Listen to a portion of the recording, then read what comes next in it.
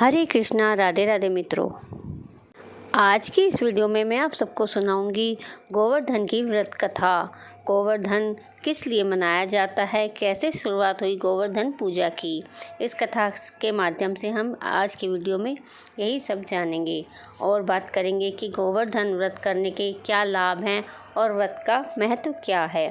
तो चलिए सुनते हैं गोवर्धन व्रत की कथा।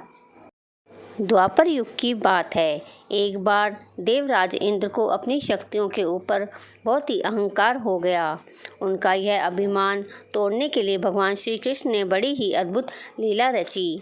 एक दिन श्री कृष्ण ने देखा कि ग्रामवासी किसी पूजा की तैयारी में व्यस्त हैं और स्वादिष्ट पकवान बना रहे हैं।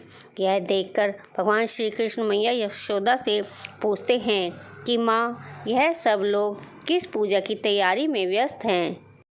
भगवान श्री कृष्ण की बातें सुनकर माता यशोदा उत्तर देती है और बताती है कि गांव में सभी लोग इंद्रदेव की पूजा में व्यस्त हैं। कृष्ण जी आगे पूछते हैं कि उनकी पूजा क्यों की जाती है। तो माँ यशोदा ने उन्हें बताया कि यह पूजा इंद्रदेव जी को प्रसन्न करने के लिए की जाती है, जिससे गांव में ठीक से वर्षा होती रहे और खेतों में फसल लहराती रहे। इससे कभी भी अन्न की कमी ना हो। ग्रामवासियों के साथ साथ पशु का भी पालन पोषण अच्छे से होता रहे।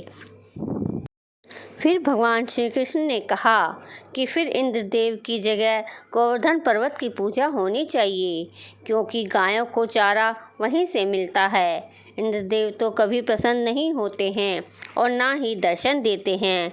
श्री कृष्ण की यह बात ब्रज के अन्य लोगों को भी पता लग गई और उन्होंने कान्हा की बात मानकर इंद्रदेव की जगह गोवर्धन पर्वत की पूजा कर दी। यह सब देखकर इंद्रदेव बहुत ही क्रोधित हुए और उन्होंने मूसलाधार वर्षा शुरू कर दी। इंद्रदेव ने इतनी वर्षा की कि उससे ब्रजवासियों को फसल के साथ साथ काफ़ी नुकसान हो गया। वर्षों तक ना रुकने पर भी ब्रजवासी श्री कृष्ण की शरण में पहुँचे और उनसे रक्षा की प्रार्थना करने लगे। तब भगवान श्री कृष्ण ने यह सभी ब्रजवासियों के इंद्रदेव के प्रकोप से बचाने के लिए अपनी कनिष्ठ उंगली पर पूरा गोवर्धन पर्वत उठा लिया। उन्होंने ब्रज के सभी लोगों से अपने गाय, बछड़े और अन्य पशुओं समेत पर्वत के नीचे शरण लेने के लिए कहा। इंद्रदेव श्री कृष्ण की यह लीला देखकर और भी क्रोधित हो गए और उन्होंने वर्षा की गति और भी तेज कर दी। तब श्री कृष्ण ने सुदर्शन चक्र से कहा कि आप पर्वत के ऊपर विराजमान होकर वर्षा की गति को नियंत्रित करें और शेषनाग से कहा कि आप मोड़ बनाकर पानी को पर्वत की ओर से आने से रोकें। और इंद्रदेव लगातार 7 दिन तक वर्षा करते रहे। तब ब्रह्मा जी ने इंद्र से कहा कि श्री कृष्ण भगवान विष्णु के अवतार हैं और उन्हें कृष्ण जी की पूजा की सलाह दी। ब्रह्मा जी की बात सुनकर इंद्र ने श्री कृष्ण से क्षमा याचना की और उनकी पूजा करके अन्नकूट का 56 तरह का भोग लगाया। तभी से गोवर्धन पर्वत की पूजा की जाने लगी और श्री कृष्ण को प्रसाद में 56 भोग चढ़ाया जाने लगा। क्या आप सब यह जानते हैं कि भगवान श्री कृष्ण को 56 भोगों का भोग ही यानी 56 तरह के व्यंजनों का भोग क्यों लगाया जाता है? चलिए आज मैं आप सबको यह बताती हूँ। आप मुझे कमेंट में ज़रूर बताइएगा कि अगर आपको पता है कि 56 भोग किस लिए लगाया जाता है, तो आप मुझे कमेंट में ज़रूर बताइएगा। तो देखिए, जब भगवान श्री कृष्ण ने गोवर्धन पर्वत को अपनी उंगली पर 7 दिन तक ऐसी तरह भूखे प्यासे खड़े रहकर पर्वत को उठाया था 7 दिन तक, तो माता यशोदा के हिसाब से माता एक दिन में 8 पहर के हिसाब से भगवान श्री कृष्ण को भोजन कराती थी।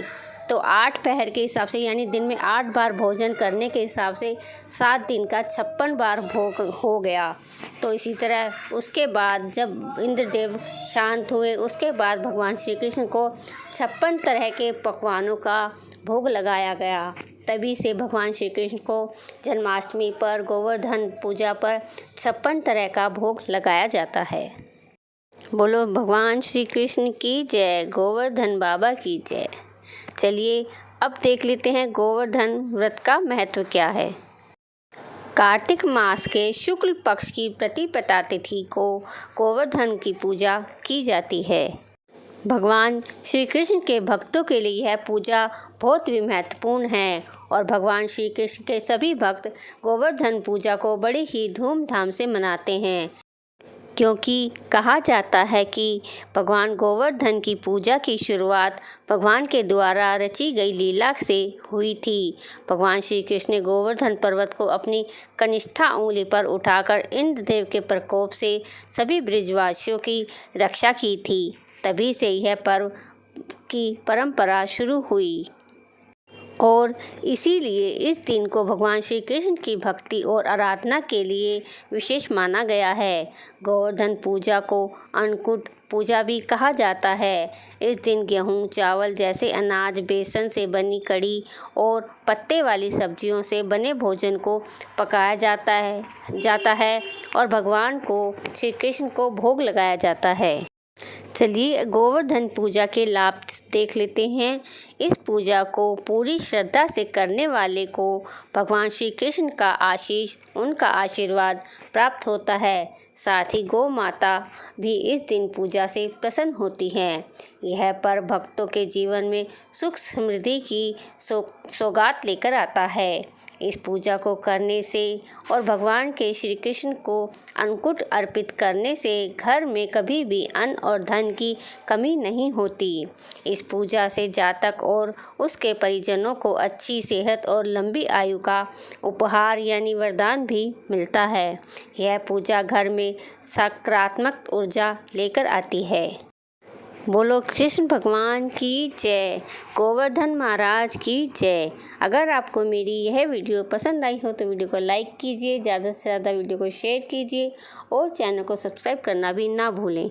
साथ ही बेल आइकन को भी प्रेस करें ताकि आने वाली इसी तरह की हर वीडियो की नोटिफिकेशन आप सबको मिलती रहे। तो चलिए मिलते हैं नेक्स्ट वीडियो में, तब तक के लिए हरे कृष्णा, राधे राधे मित्रों।